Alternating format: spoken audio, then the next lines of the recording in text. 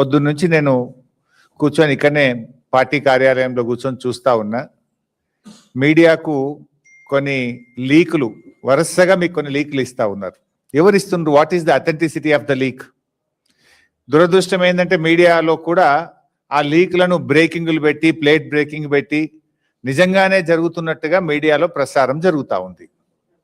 అక్కడ వాస్తవ పరిస్థితులు వేరు, ఇస్తున్న లీకులు వేరు. మొన్న నా విషయంలో కూడా అదే జరిగింది. సరే, నేను లోపల ఉన్న కనుక నాకు తెలియదు. రాత్రి ఇంటికి వెళ్ళిన తర్వాత టీవీ చూస్తూ ఉంటే ఉదయం నుంచి నడిచినటువంటి లీకులు, అక్కడ లోపల జరిగింది వేరు, మొత్తం లీకులన్నీ కూడా వేరు. వాస్తవానికి భిన్నంగా, వాస్తవానికి విరుద్ధంగా ఇలా లీకులు చేస్తూ ఉన్నారు. అంటే ఒక రకంగా ఇది రాజ్యాంగం మీద దాడి, వ్యక్తిత్వ హననానికి పాల్పడడం.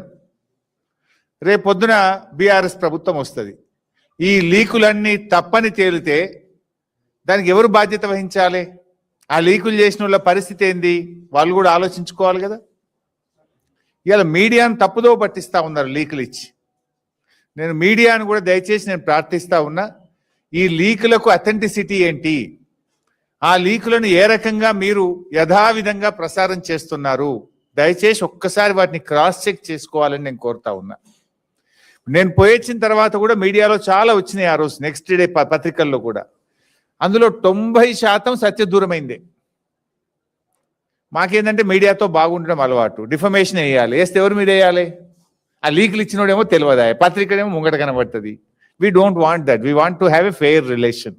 So kindly we appeal to you. ఈరోజు కేటీఆర్ గారిది నేను ఉదయం నుంచి చూస్తా ఉన్నా, పదే పదే తప్పుడు లీకులు ఇస్తా ఉన్నారు. లోపల ఏదో జరిగిపోతున్నట్టు క్వశ్చనేర్ మొత్తం వరుసగా 10 క్వశ్చనేర్లు పంపింది మీ అందరికి. నేను కూడా ఒక మీడియా మిత్రుడు చూపిస్తే చూశాను.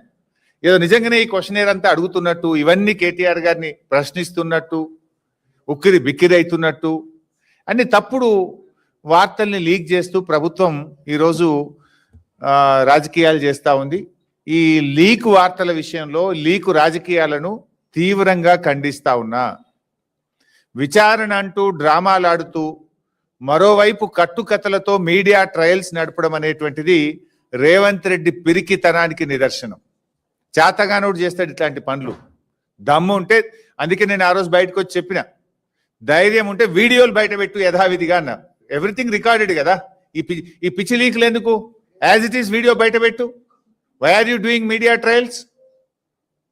లీకులతో కాలక్షేపం మానేసి దమ్ముంటే ప్రజలకిచ్చిన 6 గ్యారంటీలు నేను 420 హామీలు అమలు చేయి ఫస్ట్. ఈ లీకులతో ఎంతకాలం నడుపుతావు గవర్నమెంట్ను? ఇప్పటికీ 2 నెలలు అయింది. ఇంకా లీక్ రాజకీయాలేనా? ఇంకా ఫేక్ మాటలేనా?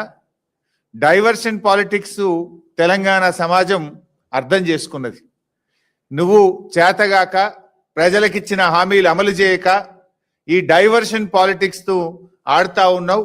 నీ డైవర్షన్ పాలిటిక్స్ కు ప్రజలు చరమగీతం పాడతారు. ప్రజలకు నీ విషయాలన్నీ కూడా అర్థమైపోయినాయి.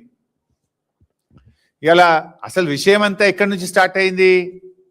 రేవంత్ రెడ్డి గారి బావమరిది సృజన్ రెడ్డి గారు చేసిన భూ కుంభకోణాన్ని ఆధారాలతో సహా బయట పెడితే